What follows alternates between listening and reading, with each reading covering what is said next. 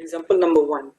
So in this example, the question is saying that SO2 is absorbed into water from air in an absorption tower. So here we can label that my SO2 is my component A and my water is component B. Okay, at a specific location, SO2 is transferred at the rate of 0.0270 kilomole per meter squared hour. So based on the unit here, I know that this is my flux. So I can say that this is my JA. And the liquid phase mole fractions are 0.0025 and 0.0003 respectively at the two-phase interface and in the bulk liquid. So I can say that this is my X1 and X2. If the diffusivity or diffusion coefficient of SO2 into water, our DAB is 1.7 times 10 to the power of negative 5 cm squared per second. Determine the mass transfer coefficient Kc and also the film thickness. So the question here is asking us to find the value of Kc and our Zt. And it also mentioned that neglecting the bulk flow effect. For the dilute condition, the concentration of water can be taken as 5.5 times 10 to the power of negative 2 mole per cm squared. Okay, so we have two things that we need to find. First of all, we need to find the value of Kc and also find the value of Zt.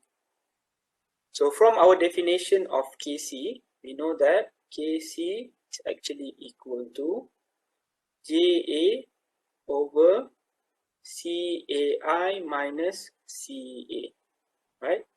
But the question gave us was Xai and Xa. So what we can do here is that we can do some modification to this equation. So I can just write Kc is actually equal to Ja over Ca. Okay, or I can just put here C.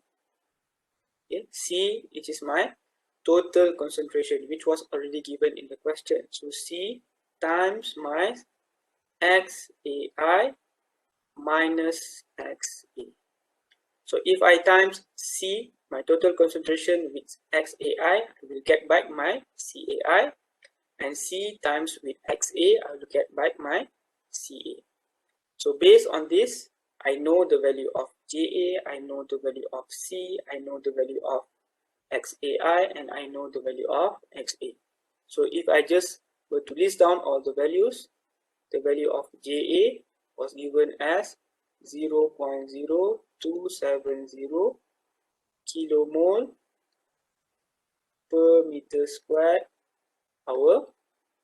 Right, the value of concentration, the total concentration was given as 5.55 10 to the power of negative 2 mole per cm squared, and then the value of Xai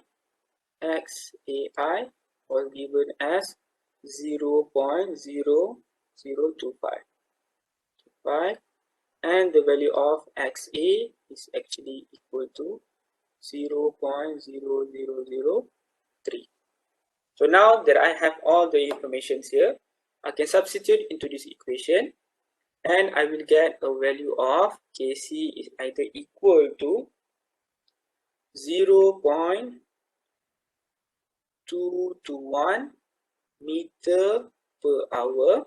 Okay, so because I have a unit here, the unit of time is hour, so if I don't change it into seconds, so I'll get a value of meter per hour. So remember, when you substitute all the values, you must make sure that all the unit cancel out.